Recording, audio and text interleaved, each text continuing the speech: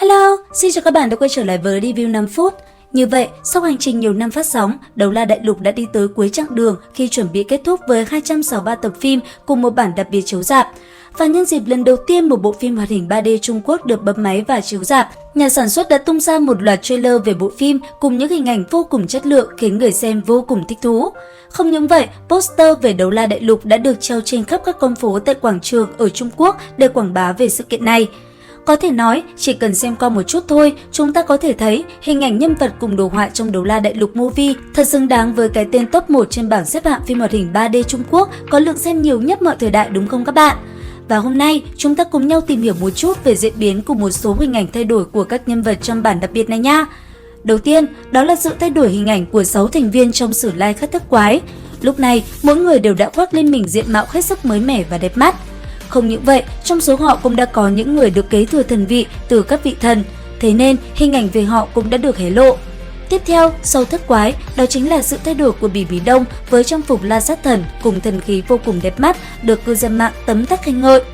Và cuối cùng, sau sự thay đổi về hình ảnh nhân vật, chúng ta cùng tìm hiểu một chút diễn biến trong tập đặc biệt chuẩn bị ra mắt các bạn nha.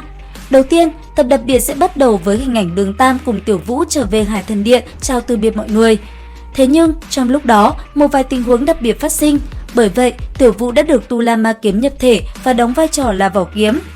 Và tiếp theo, sau khi Đường Tam trở về từ Hải Thần Đảo, cũng là lúc cuộc chiến tại thành Gia Lăng Quan bắt đầu. Trong trận chiến này, ngoài sự đối đầu giữa hai vị thần có vẻ nhàm chán, thì trận combat giữa Lục Quái cùng với 6 vị cung phụng của Vũ Hồn Điện cũng là điểm đáng chú ý.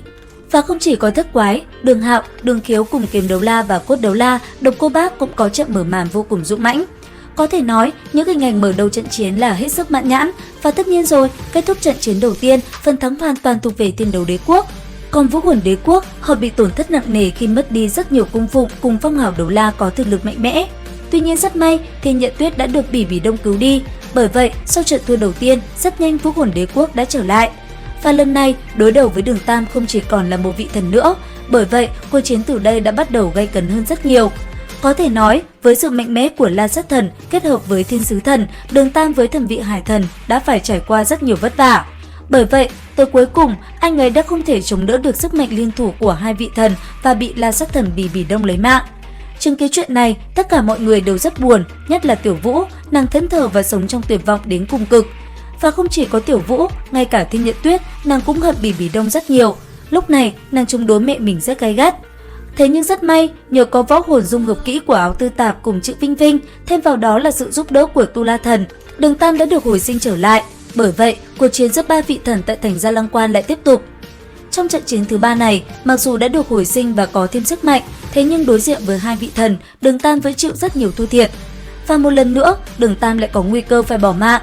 Thế nhưng đứng trước khoảnh khắc sinh tử của Đường Tam khi mũi kiếm của Thiên Nhận Tuyết đang lao tới, lại một lần nữa, Tiểu Vũ đã lao lên và đỡ cho Đường Tam một kiếm đó. Trong khoảnh khắc mũi kiếm đánh tới người, Tiểu Vũ bị thương nghiêm trọng, cứ thế vô lực mà rơi xuống. Đến khi Đường Tam lao tới và ôm lấy nàng, đột nhiên một khung cảnh kỳ lạ xảy ra.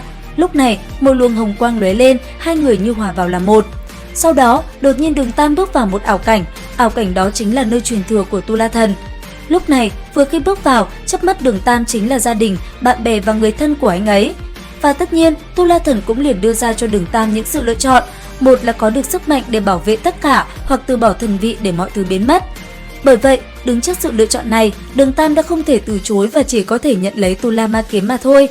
Nhưng theo đó, sau khi Đường Tam tiếp nhận thần vị, hình ảnh Hải Thần với sau lưng 6 cánh đã biến mất. Thay vào đó, Đường Tam xuất hiện với diện mạo mới, với mái tóc bạc cùng 6 cánh tay ở sau lưng, mang theo khí thế vô cùng lạnh lẽo. Có thể nói, khi hình ảnh Tu La Thần xuất hiện, Bỉ Bỉ Đông không đánh mà tự bại, còn Thiên Nhận Tuyết, nàng cũng không đủ sức để chiến đấu với Tu La Thần. Bởi vậy, kết quả của trận chiến tất cả đều đã rõ, Song Thần đại bại, Bỉ Bỉ Đông bỏ mạng tại Gia Lăng Quan, cứ thế cuộc chiến Song Thần kết thúc.